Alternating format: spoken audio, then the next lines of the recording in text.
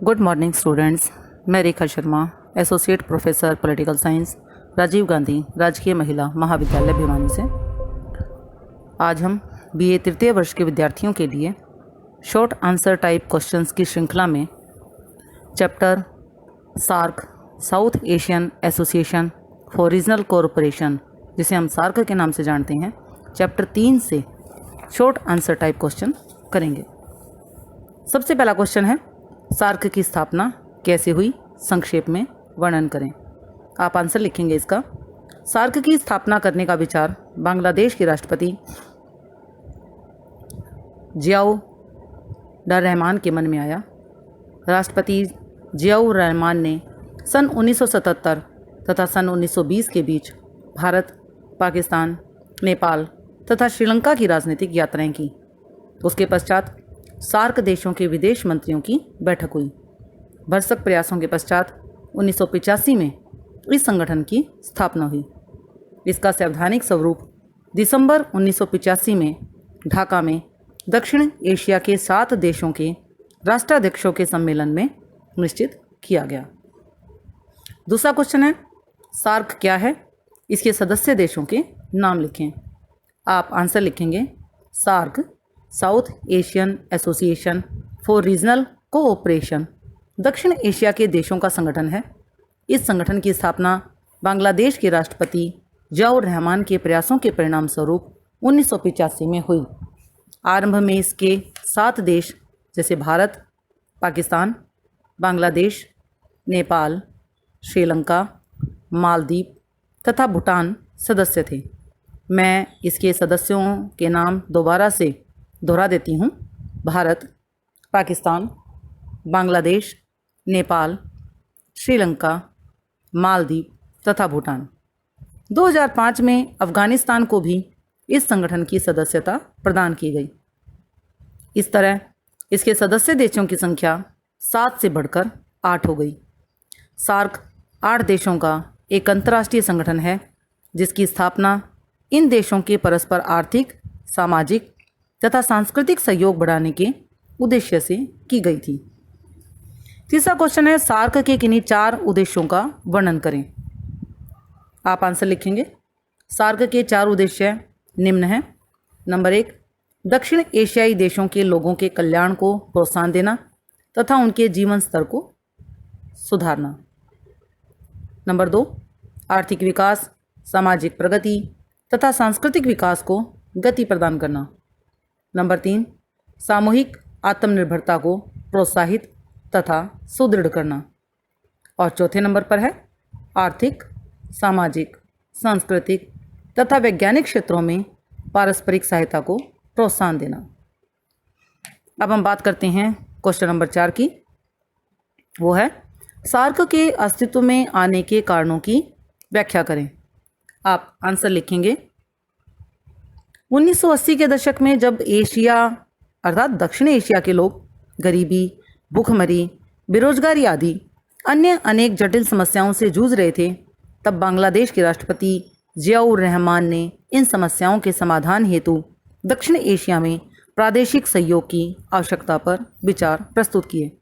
उन्होंने भारत, नेपाल, श्रीलंका, भूटान, मालदीव तथा पाकिस्तान की राजनीतिक यात्राएं की तथा इन देशों के शासनाध्यक्षों से संयुक्त रूप से इन समस्याओं के समाधान के संबंध में विचार विनिमय किया तथा प्रादेशिक सहयोग के लिए आधारशिला तैयार की।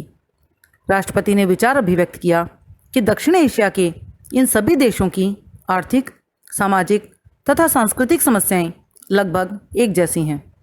उन्होंने कहा कि कुछ विश्व की राजनीतिक घटनाओं के विषय में इस क्षेत्र के देशों में कुछ मतभेद हो सकते हैं, परंतु इन मतभेदों के बावजूद भी प्रादेशिक स्तर पर सहयोग की भावना पर कोई प्रभाव नहीं पड़ता। इस प्रेरणा से प्रेरित होकर 7 देशों ने मिलकर 1985 में सार्क की स्थापना की। 5वें नंबर पर क्वेश्चन है, सार्क के सचिवालय की रचना का वर्णन करें। आप आंसर लिखेंगे। चार्टर के अनुच्छेद 8 में सार्क के सचिवालय की व्यवस्था का वर्णन किया गया है। सचिवालय की आवश्यकता तथा इसकी स्थापना की घोषणा इसके दूसरे शिखर सम्मेलन में बेंगलोर में 16 जनवरी 1987 को की गई थी। इसका मुख्यालय नेपाल की राजधानी काठमांडू में स्थापित किया गया। सचिवालय में एक महासचिव की नियुक्ति की व्यवस्था की गई। महासचिव की नियुक्ति सदस्य देशों द्वारा अपने सदस्यों में से 2 वर्ष की निश्चित अवधि के लिए की जाती है। सभी सदस्य देशों को महासचिव के पद ग्रहण का अवसर मिलता है। सचिवालय अपने कार्यों को सुचारू रूप से संपन्न करने के लिए 7 विभागों का सहयोग प्राप्त करता है। विभाग के अध्यक्ष को निर्देशक कहा जाता है। अब हम बात करते हैं 6 नंबर के क्वेश्चन की। सार्क के संगठन का वर्णन करें। आप आंसर लिखेंगे। दक्षिण एशियाई क्षेत्रीय सहयोग संगठन का निर्माण 1985 में हुआ। इसके संस्थापक 7 देश जैसे भारत, पाकिस्तान, बांग्लादेश, नेपाल, श्रीलंका, मालदीव तथा भूटान थे। 14वें शिखर सम्मेलन का आयोजन भारत में किया गया। इस शिखर सम्मेलन में अफगानिस्तान को भी सार्क में शामिल किया गया। इस तरह सार्क के सदस्यों की संख्या 7 से बढ़कर 8 हो गई। दक्षेश के 2 तरह के सदस्य हैं। प्रथम 8 मूल सदस्य तथा दूसरे पर्यवेक्षक राष्ट्र। आरंभ में इसके 7 सदस्य थे, परंतु 2005 में अफगानिस्तान के शामिल होने से इसके मूल सदस्यों की संख्या 7 से बढ़कर 8 हो गई। दूसरी तरह के सदस्यों को पर्यवेक्षक सदस्य कहा जाता है। किसी भी राष्ट्र को इसमें पर्यवेक्षक के रूप में शामिल होने के लिए सार्क के महासचिव से अनुमति लेनी पड़ती है। महासचिव की स्वीकृति के पश्चात ही किसी राष्ट्र को सार्क के पर्यवेक्षक राष्ट्र के रूप में शामिल किया जाता है। अब तक चीन, जापान, अमेरिका तथा कई अन्य देशों को सार्क के पर्यवेक्षक सदस्य के रूप में शामिल होने की अनुमति प्रदान की जा चुकी है। अब हम बात करते हैं क्वेश्चन नंबर 7 की। दक्षेश से आप क्या समझते हैं? इसकी स्थापना कब हुई? आप आंसर लिखेंगे। दक्षेश अर्थात दक्षिण एशियाई क्षेत्रीय सहयोग संगठन, south Asian Association for Regional cooperation, Asia के 8 देशों का क्षेत्रीय अंतर्राष्ट्रीय संगठन है। यह संगठन 1985 में अस्तित्व में आया। आरंभ में इसके सदस्यों की संख्या 7 थी। 2007 में 14वें शिखर सम्मेलन में अफगानिस्तान को भी इसका सदस्य बनाया गया और इस तरह इस संगठन के सदस्यों की संख्या 7 से बढ़कर 8 हो गई। इसकी स्थापना इस क्षेत्र के देशों में परस्पर आर्थिक, सामाजिक एवं सांस्कृतिक सहयोग बढ़ाने के उद्देश्य से 1985 में की गई थी। इसकी स्थापना का श्रेय बांग्लादेश के राष्ट्रपति जियाउर रहमान को जाता है। अब हम बात करते हैं 8वें नंबर के क्वेश्चन की। सार्क का क्षेत्रीय सहयोग के साधन के रूप में क्या प्रभाव पड़ा है? आप आंसर लिखेंगे। सार्क की स्थापना के कारण इस क्षेत्र के देशों पर निम्नलिखित प्रभाव पड़े। नंबर 1, सार्क के कारण दक्षिण एशियाई देश एक दूसरे के समीप आए हैं। इस क्षेत्र के देशों की कुछ समस्याओं के समाधान में सार्क को सफलता भी प्राप्त हुई है। सार्क के कारण दक्षिण एशियाई देशों के समीप आने से भारत के देशों का हस्तक्षेप काफ़ी सीमा तक कम हो गया है। तीसरे नंबर पर सार्क के कारण अंतर्राष्ट्रीय क्षेत्र में दक्षिण एशियाई देशों का प्रभाव बढ़ा है। अब हम बात करते हैं 9वें नंबर के क्वेश्चन की। सार्क देशों द्वारा अपनाए गए आर्थिक सहयोग कार्यक्रम का महत्व बताएं। आप आंसर लिखेंगे। नंबर 1, सार्क देशों द्वारा आर्थिक रूप से एक दूसरे के सहयोग से इस क्षेत्र के लोगों का जीवन स्तर ऊंचा उठा है। उनके जीवन स्तर में काफ़ी सुधार हुआ है। नंबर 2, आर्थिक सहयोग ने आर्थिक विकास को गति प्रदान की। नंबर 3, सार्क की स्थापना से इन देशों की आर्थिक व्यवस्था में सुधार हुआ।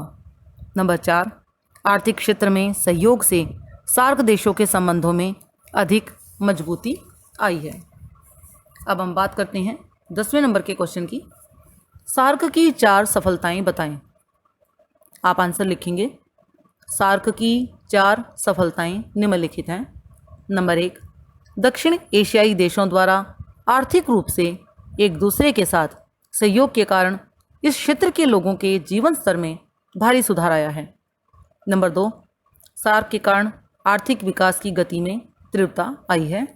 नंबर 3, आर्थिक सहयोग के कारण सदस्य देशों द्वारा आयात निर्यात पर कर कम करने से व्यापार को बढ़ावा मिला है।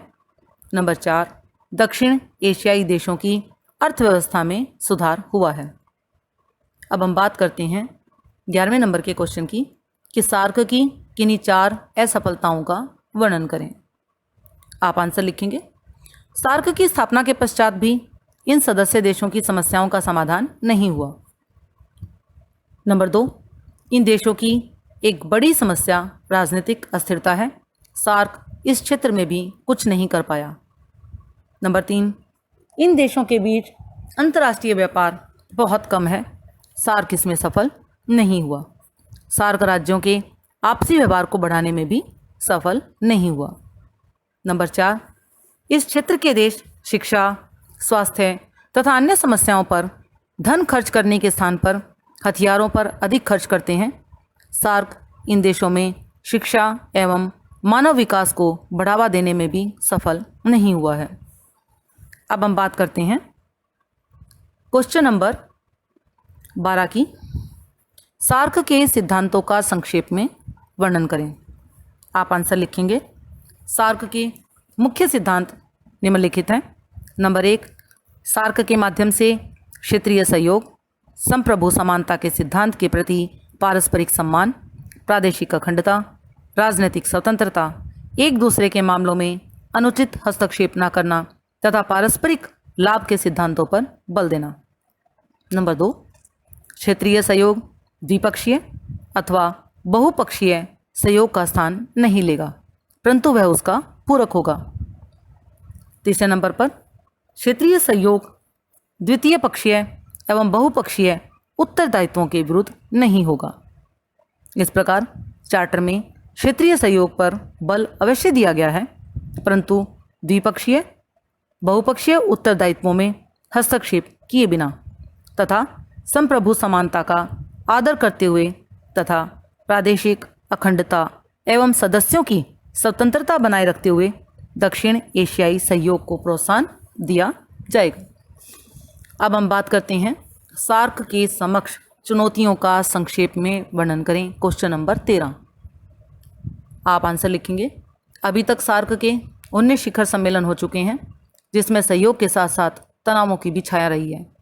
श्रीलंका में कोलंबो सम्मेलन को स्थगित करना सार्क देशों में आंतरिक मतभेदों को उजागर करता है। इसलिए सार्क के राज्यों में मतभेदों के कारण इसे अनेक चुनौतियों का भी सामना करना पड़ा है। पहले कश्मीर मुद्दे को लेकर भारत व पाकिस्तान के बीच चल रहे मतभेदों का भी सार्क पर नकारात्मक प्रभाव पड़ रहा है। भारत श्रीलंका, भारत बांग्लादेश तथा भारत नेपाल के संबंधों का भी सार्क पर असर पड़ा है। राष्ट्रों का एक दूसरे पर अविश्वास भी सार्क के समक्ष सबसे बड़ी चुनौती है। दक्षेश के छोटे देश भारत को बड़ी मछली के रूप में देखते हैं। भारत का आतंकवाद का विरोध करना भी पाकिस्तान के लिए सार्क के कमज़ोर करने में एक कारण रहा है। सार्क के सदस्य राष्ट्रों के मध्य इतने मतभेदों के कारण सार्क अपने उद्देश्य में निकट भविष्य में सफल होता दिखाई नहीं देता। अंत में दक्षिण एशिया के हित में यही है कि उनके राष्ट्रीय हितों को हानि पहुंचे बिना उनकी संप्रभुता तथा प्रादेशिक अखंडता की सुरक्षा सुनिश्चित रहे और उनका तीव्र गति से अधिक विकास होता रहे। अब हम बात करते हैं 14 नंबर के क्वेश्चन की। सार्क को सार्थक बनाने हेतु सुझावों का संक्षेप में वर्णन करें। आप इसका आंसर लिखेंगे। सार्क को सार्थक बनाने हेतु निम्नलिखित सुझाव दिए गए हैं। नंबर 1, महाशक्तियों को इस क्षेत्र से दूर रखा जाए। नंबर 2, आपसी सहयोग को बढ़ावा दिया जाए। नंबर 3, अंतर्राष्ट्रीय मंचों पर विभिन्न मुद्दों में एक सा दृष्टिकोण अपनाने का प्रयत्न करना चाहिए। नंबर 4, एक दूसरे के देशों में नागरिकों के आवागमन को बढ़ावा दिया जाना चाहिए, जिससे देशों में सांस्कृतिक व मानवीय क्षेत्र में सहयोग विकसित हो। नंबर 5, मतभेद वाले मुद्दों को मंच से अलग रखा जाए। नंबर 6, क्षेत्रीय, धार्मिक व अन्य संकीर्णता को दूर रखना चाहिए। इन सुझावों के आधार पर आशा की जा सकती है कि दक्षिण एशियाई देशों का यह संगठन 21वीं सदी में न केवल इस क्षेत्र में अपितु पूरे विश्व में शांति, सद्भाव, सहयोग की भावना को विकसित करने के उद्देश्य से एक शक्तिशाली तथा प्रभावशाली संस्था के रूप में उभरेगा। कल इसी कड़ी में हम चैप्टर 4 आसियान दक्षिण पूर्व एशियाई राष्ट्रों की संस्था से शॉर्ट आंसर टाइप क्वेश्चंस करेंगे। धन्यवाद।